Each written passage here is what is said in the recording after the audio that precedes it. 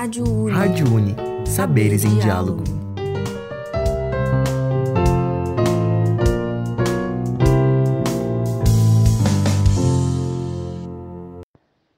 Olá, queridos ouvintes. Está começando a 53ª edição da Rádio Uni. Vamos conferir os episódios temáticos sobre a cultura gaúcha que foram produzidas pela rádio ao longo do mês de setembro. Para começar, vamos ouvir a leitura de Interlúdio, da obra Carancho, de Rodrigo Tavares.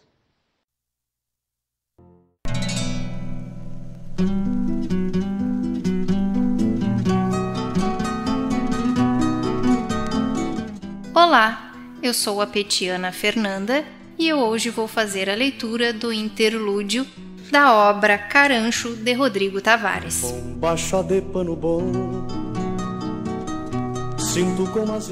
Era uma vez um crioulo, um homem forjado da matéria-prima mais singular da fronteira, do barro genuíno do Pampa, da água dos arroios escuros, das chircas e dos caraguatás.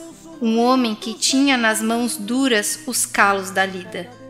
No corpo, as dores das tropeadas, nos olhos, a candura das gentes daqui. Ele se fez gaúcho na lida do campo, sobre o lombo dos cavalos. E sobre os lombos dos cavalos se fez capataz. Feito capataz, também homem de confiança dos irmãos Joca e Zeca Tavares. E se fez guerreiro nos dois lados da fronteira.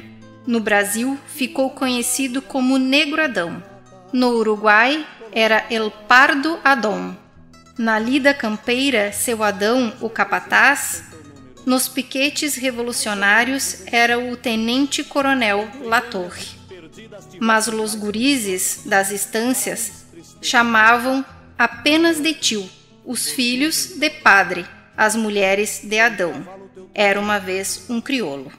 Dizem que Adão Latorre nasceu no vilarejo de Cerro Chato, em Rivera, no Uruguai, em 1835. Cresceu em uma choupana pobre, paredes de taipa coberta por Santa Fé. O rancho fedia picão, querosene dos candeeiros, e ao odor inafestável de couro curtido. O cheiro estranho de algo que já foi vivido um dia. Dos pais pouco falava, mas ele se lembrava muito bem das histórias que lhe contaram, das cicatrizes marcadas a ferro, quente em sua pele negra, de quando fugiram de uma charqueada em Pelotas para viver na Banda Oriental. O homem já nasceu livre. No lado de lá, a escravidão acabou muito antes que no Brasil. E antes mesmo disso acontecer, o ventre livre já era uma realidade. Como todo homem pobre, para se destacar, Adão precisou provar seu valor muitas e muitas vezes. Foi assim que, desde muito jovem, fez seu nome. Prestativo nas estâncias, aprendeu a arte da lida campeira com os mais velhos. Levava os terneiros guachos para o piquete e lhes dava de mamar uma garrafa de vidro. Não aceitava a morte dos filhotes. Nas tropeadas, ganhou confiança ainda adolescente. Era um gurizote leve. Corria na frente para disputar as mangueiras de pedra no caminho. Os gados chimarrões eram ferozes, porém, garantia a mangueira. Os tropeiros não tinham necessidade de rondar, podendo se entregar às atividades do ócio. Enquanto o corpo ganhava volume e força, Adão foi galgando a confiança de seus pares, dos patrões e das peonadas das estâncias. Nas marcações, ganhou fama. Os dias festivos, quando os patrões reuniam o rodeio para marcar a ferro em brasa a terneirada, castrar e escolher os que ficam para touro. Era a chance de um gaúcho mais simples chamar atenção, mostrando a destreza no manejo do laço, a agilidade no corpo ao desviar das investidas dos terneiros ou das vacas brabas. Entre toda aquela gauchada, Adão Latorre se destacava. Com os pés descalços, bombachas arremangadas, o tirador de couro na cintura, para sustentar os tirões do gado sem se pisar. Faca na cintura e chapéu tapeado. Ele não perdia um pealo nos desafios. Depois passou a ser o responsável pela castração, por sentar a marca, palmo acima do garrão, função da qual se orgulhava muito, pois era um trabalho que exigia a confiança do dono do animal. Gostava mesmo era de soltar a terneirada e observar os guris montarem os animais para genetear, aprendendo desde novo os ofícios de campeiro. Os bagos eram jogados nas brasas que mantinham o ferro na temperatura certa, para depois serem limpos na salmoura e compartilhados entre os trabalhadores. Foi em uma dessas lidas que precisou matar pela primeira vez. Um peão de fora se passou no trago e puxou uma briga com um trabalhador da estância. Naquele dia, Adão criou uma regra sobre os olhares atentos do patrão e dos convidados. Escute bem, seu moço. Aqui na estância eu sou o capataz, e ninguém está autorizado a brigar. Se queres briga, tem que ser comigo. Se vós me se passar por mim, aí pode-se matar com quem quiser. O gaúcho, Maleva, não se assustou com o pardo Adão e conheceu o fio da faca do homem. Acostumado a carneadas, caçadas e toda a sorte do serviço bruto, Adão não teve grandes dificuldades para desviar das investidas e derrubá-lo no chão. Antes do golpe fatal, procurou com os olhos a autorização do patrão, que assentiu com a cabeça. A faca de Adão Latorre conheceu o sangue de um homem. Adão conheceu o significado de impor respeito. Mais um degrau na hierarquia daquelas gentes estava superado. Neste dia, ganhou do patrão o primeiro cavalo tordilho, o primeiro de que veio a ser uma famosa tropilha. Era uma vez um crioulo.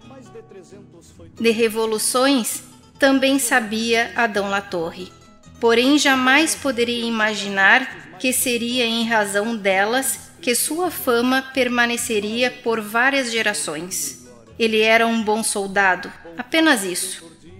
Um bom soldado não indaga, não hesita, apenas executa as tarefas. Um bom soldado é apenas a longa-manos de um oficial superior. Peleou em várias guerras e nela fez carreira. Um negro filho de escravos chegar a tenente-coronel não era para qualquer um. Com 16 anos, já seguia as tropas do Partido Blanco Nacional, nas quais galgou o posto de sargento. Com menos de 25 anos já era capitão. Foi acompanhando o veterano Timóteo Aparício que Adão aprendeu a aterrorizar os inimigos com ataques surpresas, liderando uma famosa cavalaria ligeira. Nessa época já era subtenente e havia se aproximado de Aparício Saraiva, irmão de Gumercindo, e parceiro de inúmeras escaramuças a partir de então. Após mais uma derrota blanca, mudou-se para o Brasil, lá por 1880, quando começou a trabalhar como capataz na família Silva Tavares. Era ele quem orientava o trabalho dos outros peões. Tropeava gado dos dois lados da fronteira. Fez-se homem conhecedor dos vales dos rios, das ervas curandeiras, das chuvas e do vento que pronunciava chuva ou seca. Guiava-se pela estrela d'alva e confiava no tordilho quando este estranhava alguma passada. Na região dos Olhos d'Água, próximo à estância do limoeiro, levantou o rancho e fez família. Lá teve uma vida sem grandes transtornos, até que a guerra chegou outra vez aos campos do Rio Grande. Quando estourou a Revolução Federalista, Adão Latorre já era um homem maduro, beirando os 60 anos, calejado e pronto para mais uma guerra, desta vez em solo brasileiro. Quando foi convocado por Zeca Tavares e precisou abandonar seu posto às pressas, levou a esposa Maria Francisca e a filha Nicamosa, com 11 anos de idade, para a casa de seu pai, no departamento de Rivera, para que estivessem protegidas. Esse fato foi logo descoberto pela milícia do coronel Maneco Pedroso. Com mais de 80 anos, o pai de Latorre foi torturado. Os castilistas o amarraram a um canto do quarto, com a ameaça de que, se ele fechasse os olhos, cortariam suas pálpebras. O velho foi obrigado a assistir enquanto a nora e a neta eram abusadas pelos homens do coronel. Foram todos degolados pelos soldados, que partiram dando tiros para cima e prometendo morte aos federalistas.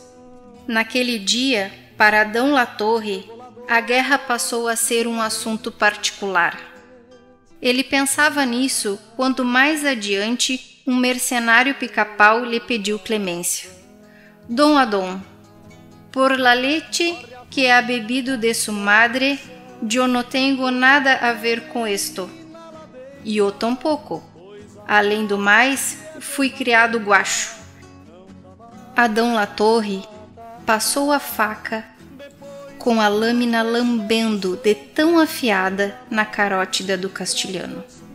Desta vez, a brasileira. 2 talhos pequenos e estava feito o serviço. Era uma vez um crioulo.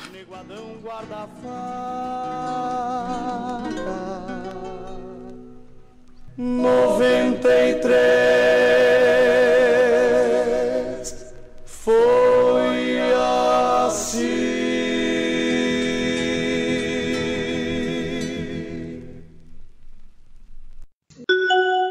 Curiosidades. Rodrigo Tavares é um escritor bagiense nascido em 1976, autor das obras Carancho, Ainda que a Terra se Abra, Andarilhos e Noite Escura. Em 2024, ele foi patrono da Feira do Livro de Bagé. Agora, vamos ouvir uma resenha literária de O Tempo e o Vento, obra de Érico Veríssimo.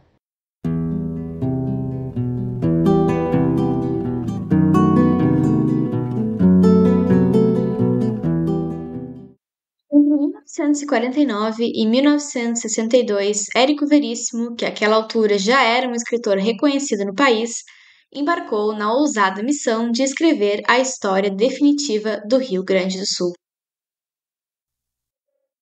Olá, ouvintes da Rádio Uni, aqui Eduarda Mansky. Hoje eu vou trazer uma resenha da trilogia O Tempo e o Vento, do Érico Veríssimo, como parte do nosso mês temático da cultura gaúcha. O Tempo e o Vento é composto por 3 obras: O Continente, com 2 volumes, O Retrato, com 2 volumes, e O Arquipélago, com 3. A obra narra a história da família Terra Cambará e a entrelaça com fatos da história da Constituição do Estado, em um período que vai de 1745 até 1945. Entre um romance histórico e uma narrativa épica, atravessamos 200 anos de história e ficção.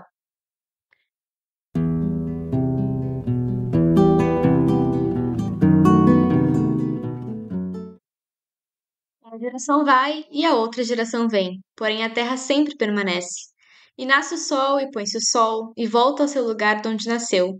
O vento vai para o sul e faz seu giro para o norte. Continuamente vai girando o vento, e volta fazendo seu circuito. Essa é a epígrafe que abre o Continente, que por mais que seja parte da trilogia, pode ser lido como obra independente, já que quando escreveu o romance, Veríssimo ainda não sabia quantos mais volumes seriam necessários para concluir sua empreitada. Divididos em 7 partes, em que a narrativa histórica é intercalada com os acontecimentos no sobrado dos Terra Cambará durante a Revolução Federalista, é nos 2 volumes de O Continente que se passam as partes mais conhecidas da obra, em especial a saga da família Terra Cambará e o seu domínio territorial e político sobre a cidade fictícia de Santa Fé. Somos apresentados a Pedro Missioneiro, Ana Terra, Bibiana e o capitão Rodrigo Cambará, além de outras figuras da família. A maior parte da ação, é claro, se passa em Santa Fé. Veríssimo é um mestre das cidades fictícias gaúchas. De Antares a Santa Fé, ele é capaz de criar uma cidade que também são todas. E escolher centrar a narrativa de O Tempo e o Vento em Santa Fé é um recurso curioso para um romance histórico, principalmente O Tempo e o Vento, que não se esconde de incluir personagens históricos reais, como o próprio Getúlio Vargas. Ele podia ter simplesmente escrito sobre Cruz Alta, que conhecia como ninguém, já que nasceu na cidade. Mas a escolha de uma cidade inventada torna Santa Fé não só Cruz Alta, como também São Borja, Rio Grande, Bagé, Porto Alegre, a cidade que o leitor quiser imaginar. Além disso, o autor não se compromete com essa ou aquela inconsistência histórica, com disputa entre uma cidade ou outra para ver quem é a mais importante. Tudo passa a ser possível sob o sol de Santa Fé. E mais ainda, isso permite a Veríssimo construir a história da formação das cidades rio-grandenses. Como o incidente em Antares, isso é fundamental, tanto em termos narrativos como em termos históricos, pois ajuda a sedimentar a fundação do Estado.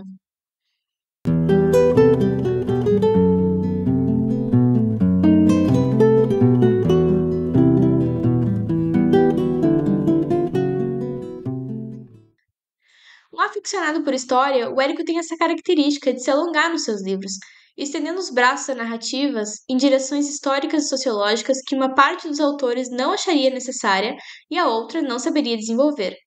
Mas ele consegue.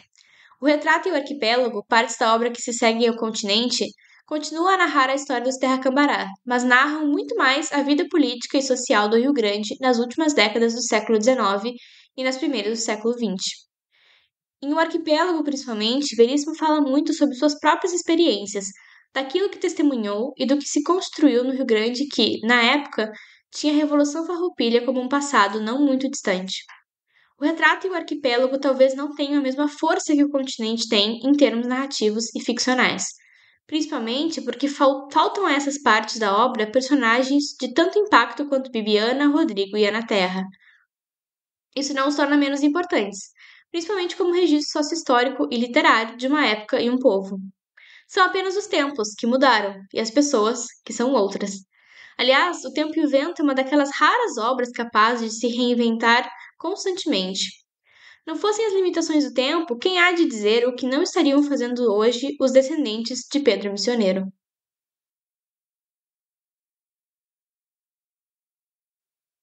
Além de tudo isso que foi posto, é importante lembrar a lucidez com que Érico Veríssimo escreve sua obra. Ao contrário do que vemos em algumas representações artísticas da história do Rio Grande do Sul, Veríssimo sabe não enxergar a história com os olhos do idealismo. Uma história de guerra e de disputas que se volta não para o belicismo, não para a exaltação do combate, mas sim para os sacrifícios feitos em nome da guerra, principalmente aqueles feitos pelas mulheres. O mesmo vale para a ascensão político-social da família Cambará. As gerações depois do capitão Rodrigo Cambará vão aos poucos perdendo o sentido de quem são e de como se constituem, engolidas pelas mudanças do tempo. Muitos dos autores rio-grandenses que escrevem romances históricos não têm o senso crítico de Veríssimo. Por fim, são de fato as personagens femininas da obra um dos grandes feitos de Veríssimo. Complexas, múltiplas, cada qual com sua particularidade, são elas as verdadeiras testemunhas do caminhar histórico da obra. Isso é consenso, claro, observado desde a publicação da trilogia. Entre as virtudes do escritor, vale um elogio para a capacidade de se permitir ver que no grande esquema das coisas são os homens que lutam as guerras, mas as mulheres que as vivem.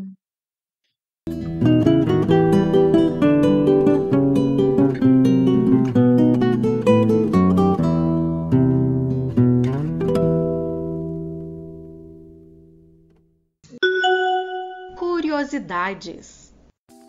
Durante as décadas de 40 e 50, Érico Veríssimo viveu e trabalhou nos Estados Unidos, dando aulas na Universidade da Califórnia, trabalhando como tradutor e ocupando o cargo de diretor do Departamento de Assuntos Culturais da União Pan-Americana.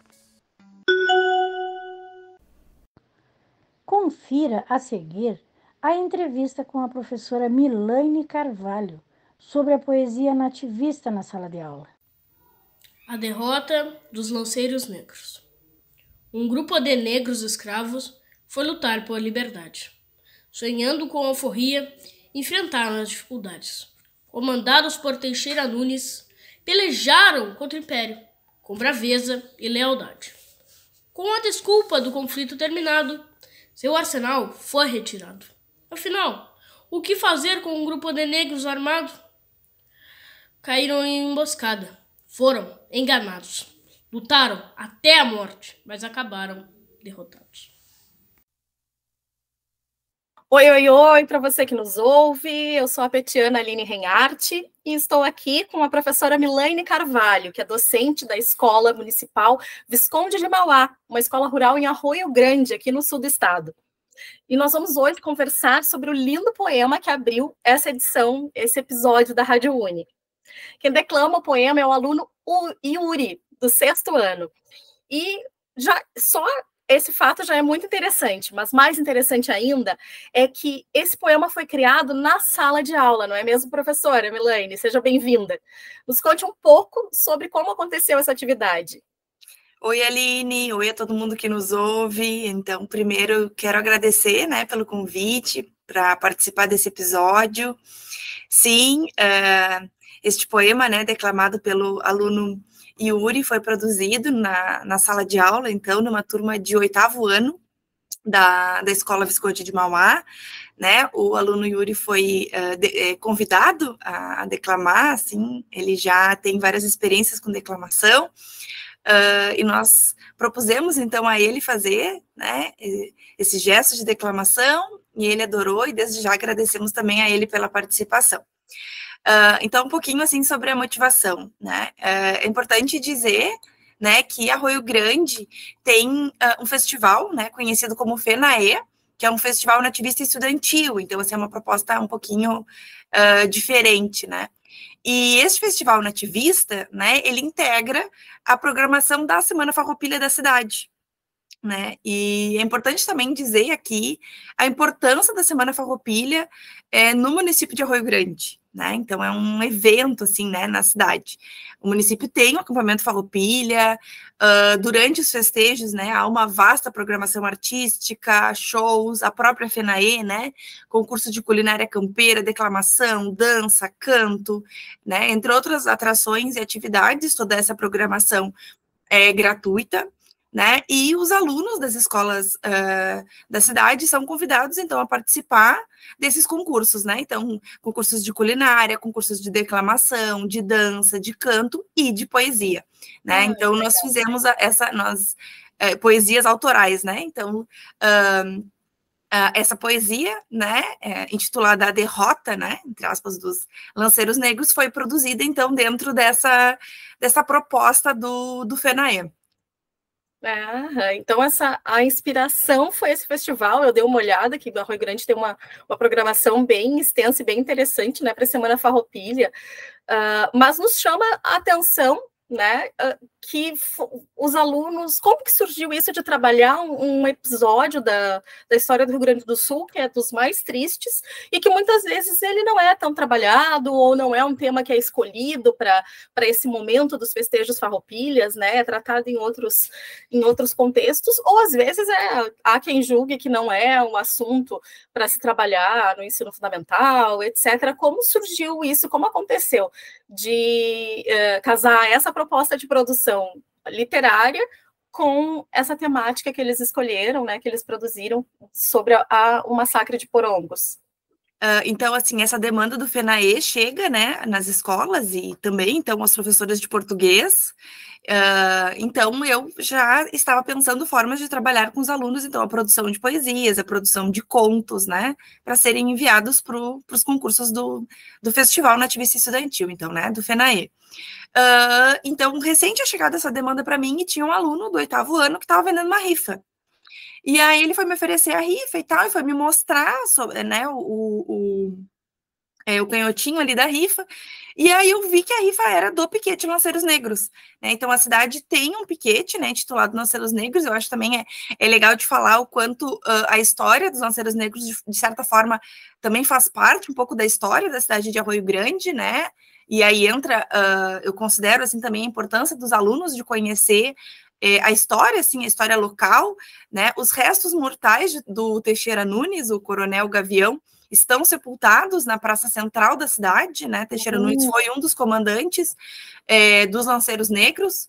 Então, anteriormente, né, toda essa proposta, nós fizemos um outro trabalho, assim, a partir de curiosidades da cidade, e isso foi uma das coisas, né, que nós trabalhamos. Então, que o Teixeira Nunes, os restos mortais dele estão sepultados aqui na praça central. E então que faz parte, né, como tu comentaste, o último enfrentamento da Revolução Farroupilha aconteceu, né, aqui nas margens do chamado na época Arroio Chasqueiro, né, porque Arroio Grande na época pertencia à cidade de Aguarão. Então isso compõe também a história local, além da história do Rio Grande do Sul, né? Claro que isso, obviamente, faz parte dos conteúdos mais de história, e estou falando aqui de forma muito superficial, né? Mas, então, quando eu vi esse aluno, assim, me surgiu essa ideia. E aí, na hora, assim, eu disse assim para ele, o que tu achas da gente... Vocês sabem a história dos Lanceiros Negros? Então, eu perguntei, assim, para eles, né? E eles, professor, alguma coisa, mas a gente não sabe muito, a gente aprendeu, né, a partir daquele trabalho, a questão ali do Teixeira Nunes e tal.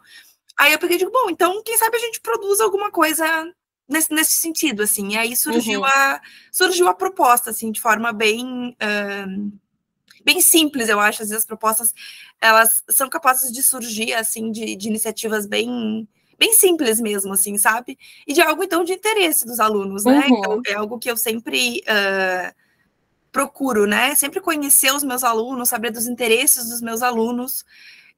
Então, surgiu assim, Aline. É um simples que não é tão simples, né? É um simples que está em cima de todo um trabalho de conhecer os alunos, de estar acompanhando ao longo do ano, né? Isso faz bastante diferença.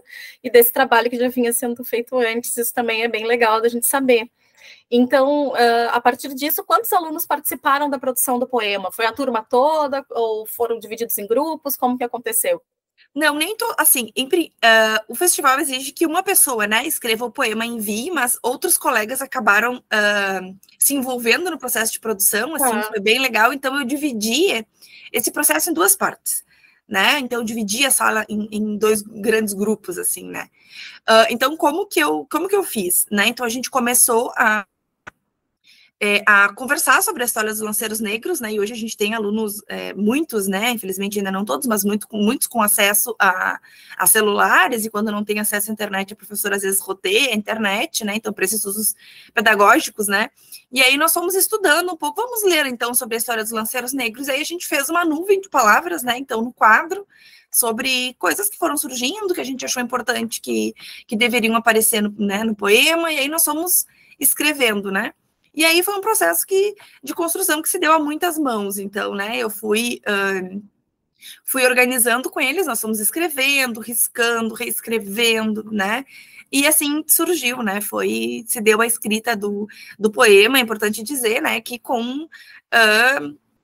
que o meu papel foi de orientar esse processo de escrita, né, mas que a escrita é de autoria de 3 alunos, né, dos alunos Carlos Alexandre Júnior, dos alunos Mike e do aluno Vinícius, né, alunos do 8º ano da Escola Visconde. E a outra metade da turma ficou com uma outra tarefa. Então a gente vai divulgar esse poema, essa declamação, né, do Yuri.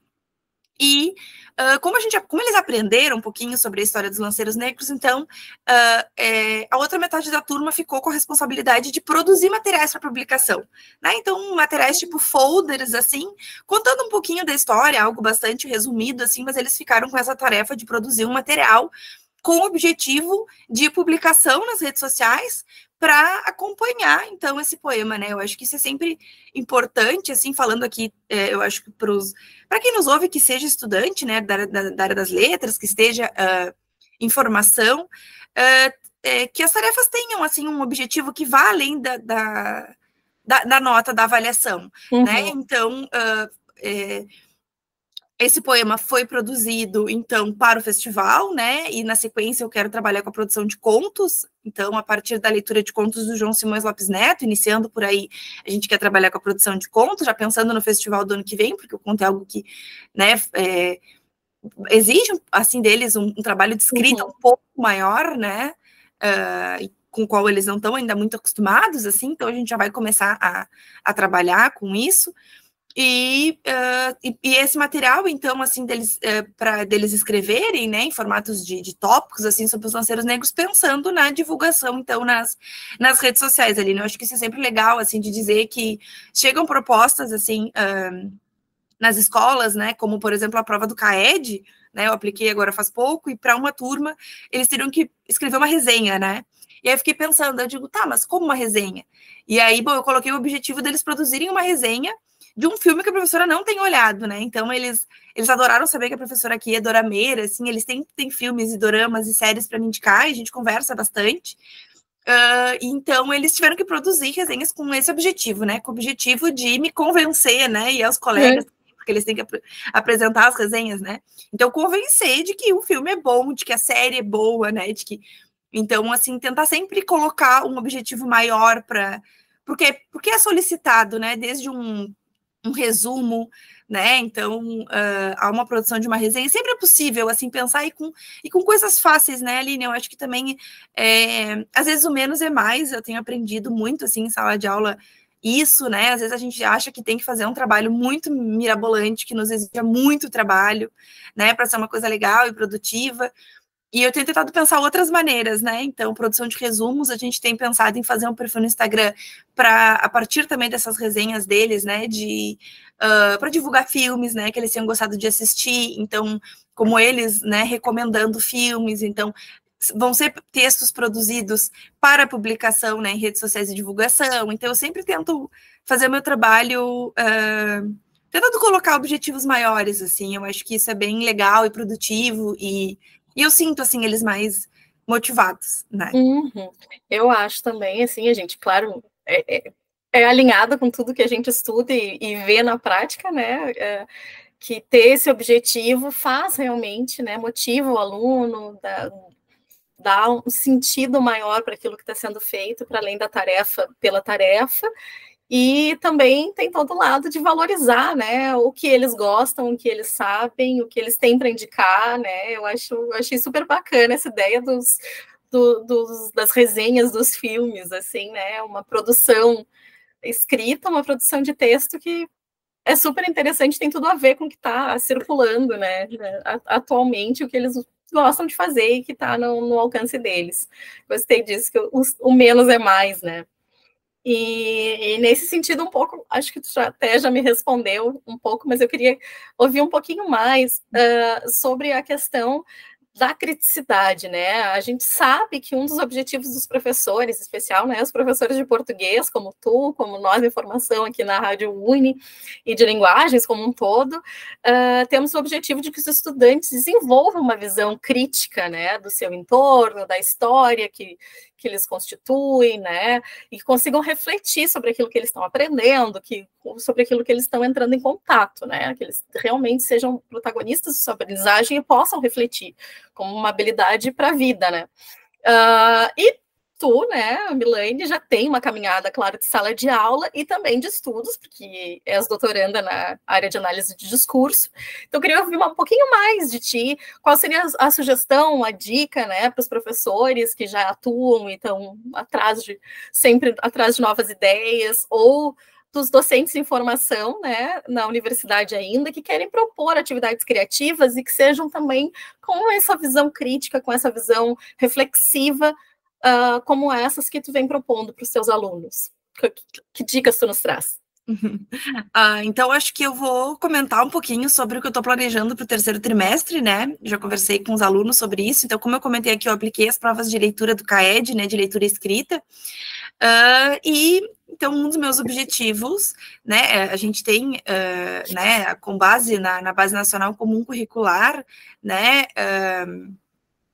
que os alunos sejam, né, capazes de produzir os mais diferentes textos e de ler os mais diferentes textos também, né, utilizar as diferentes linguagens, né, e isso também no processo de leitura, capacidade de leitura, de interpretação, né, então, eu quero orientar de alguma forma eles nesse processo, né, e estou programando, né, para o terceiro trimestre, como eu já combinei com eles, atividades de leitura e interpretação contínuas, né, a partir de filmes, de documentários, de pequenos contos, pequenas crônicas, né, então, assim, que eu consiga disponibilizar para eles de alguma forma, para eles terem esse acesso em casa, e depois a gente fazer atividade em aula, né,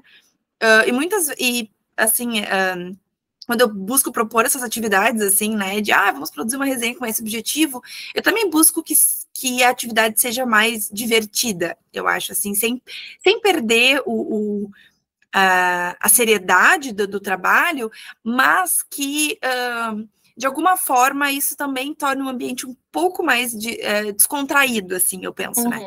Então, eu gosto muito de fazer os alunos encenarem, assim, então, quando a gente faz atividade de leitura e interpretação, que eles, às vezes, têm um pouco de dificuldade, assim, né? Então, às vezes é um diálogo, né, que faz parte de uma questão X, e aí eu coloco eles para falar, coloco eles para encenar, né, e participar, assim, né, da atividade, realmente, do processo de construção da aula, eu acho, sabe, Aline, a gente, eu sempre digo isso, assim, que eu tenho a minha aula planejada, mas que a minha aula se constrói na aula, né, então é sempre, para mim, pelo menos, é sempre muito importante olhar para os alunos, entender os alunos, conhecer os alunos, isso é uma das principais coisas que eu faço, assim, né, principalmente quando eu conheço uma turma, né, para saber também o que propor, né, então agora para esse terceiro trimestre estou planejando isso, assim, né, então disponibilizar para eles filmes, né, então claro que também tenho interesse nas coisas que eles, né, tento trazer para a sala de aula assuntos que eles têm interesse, mas também busco que eles aumentem, né, esse espectro, assim, de filmes, né, ou de contos, então a gente vai jogando, assim, dessa forma, então eu estou selecionando, né, filmes, contos, séries, né, e aí toda semana, mais ou menos, ou pelo menos de 15 em 15 dias, nós vamos fazer atividades de leitura e interpretação. Né? Que bacana. Então, digamos assim, o texto e também as produções literárias e outros tipos de produção em outras linguagens, norteando, digamos assim, esse planejamento de aula, trazendo esse aporte para os alunos e para ti, como professora, claro, para desenvolver todas as habilidades que se tem que desenvolver, que os alunos né, estão trabalhando nessa fase. Acho isso bem interessante.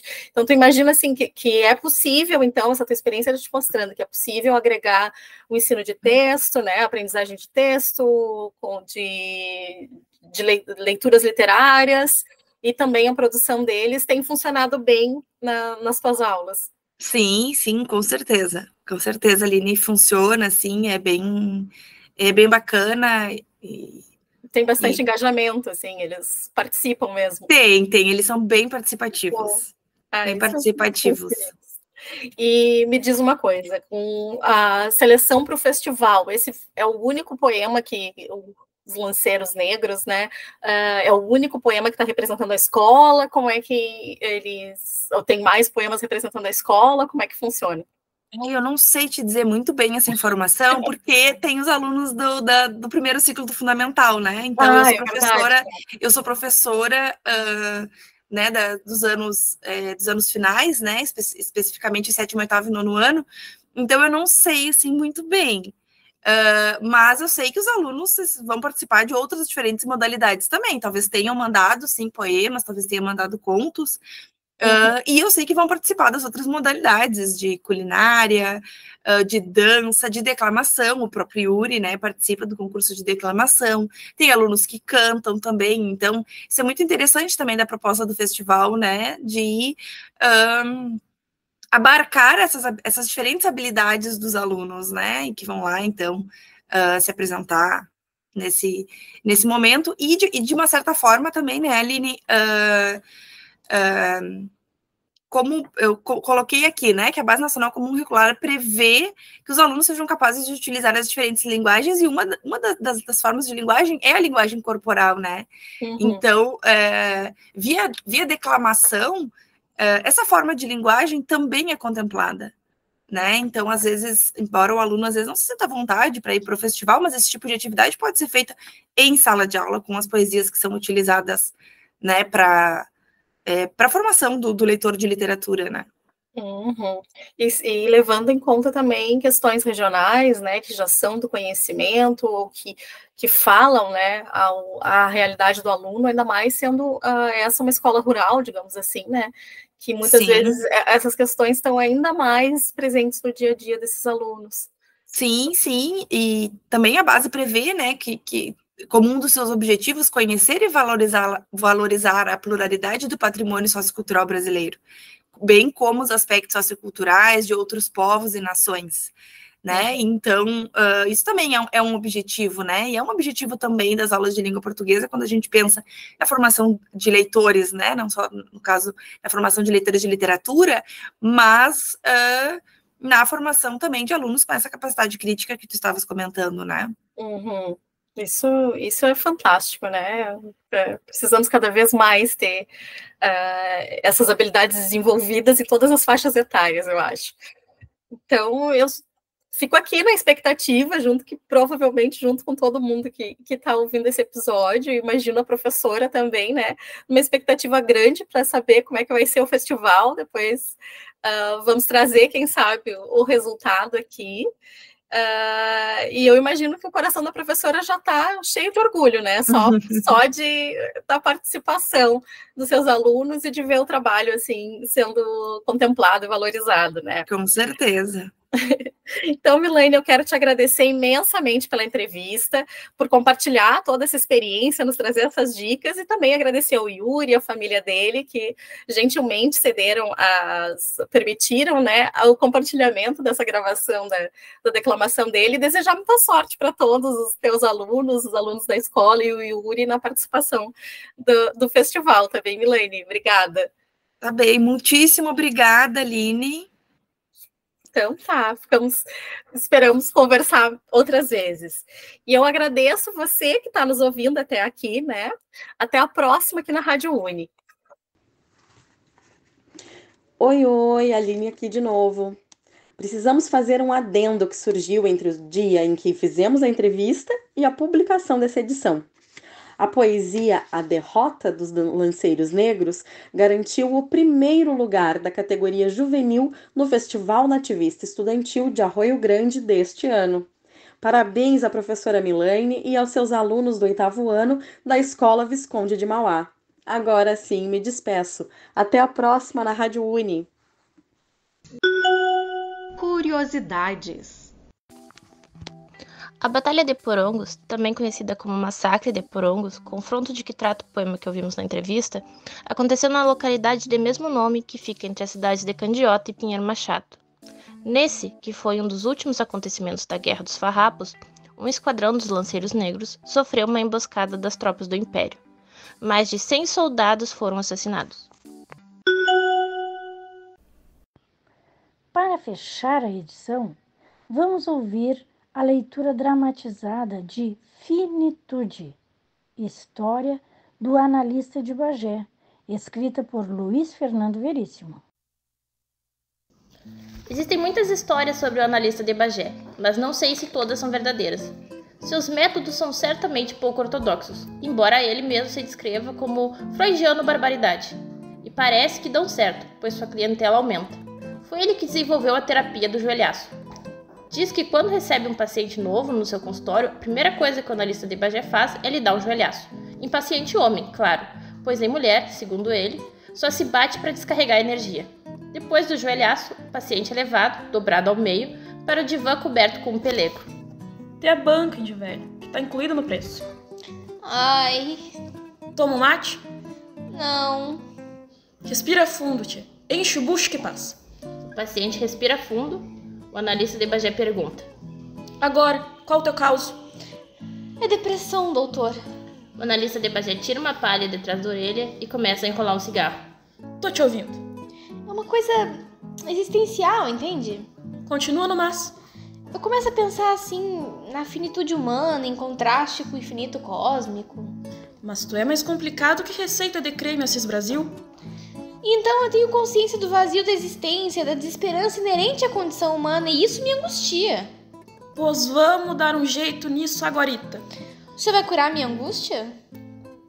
Não, vou mudar o mundo. Cortar o mal pela mandioca.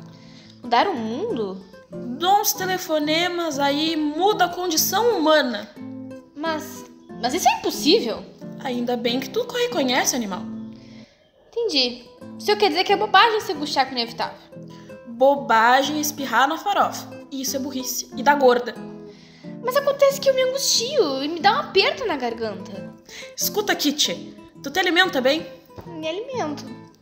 Tem casa com galpão? Bem, é um apartamento. Não é viado? Não. Tá com os carnê em dia? Tô. Então, Bagual, te preocupa com a defesa do Guarani e larga o infinito. O Freud não me diria isso. O que Freud diria, tu não ia entender mesmo. Ou tu sabe falar alemão? Não. Então te fecha e olha os pés no meu pelego. Só sei que eu tô deprimido e isso é terrível. É pior que tudo. Aí o analista de Bagé chega a sua cadeira para perto de Ivan e pergunta: é pior que o joelhaço?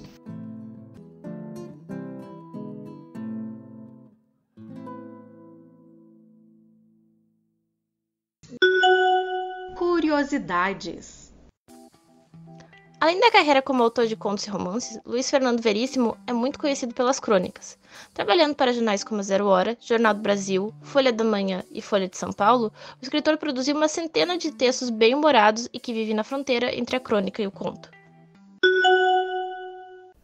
A Rádio Uni fica por aqui. Produziram esse episódio os petianos Fernanda Morrudo, Eduarda Mansky, Aline Reinhardt, Yasmin Trindade e Flávia Robin. As artes são de Flávia Robin e a edição de áudio é feita por mim, Eduarda Mansky. A direção geral é de Carolina Fernandes e as passagens gravadas por Irma Pereira. Se você gostou dessa edição, confira nossos outros programas no Spotify, no YouTube, no Deezer e no Amazon Music. Até a próxima!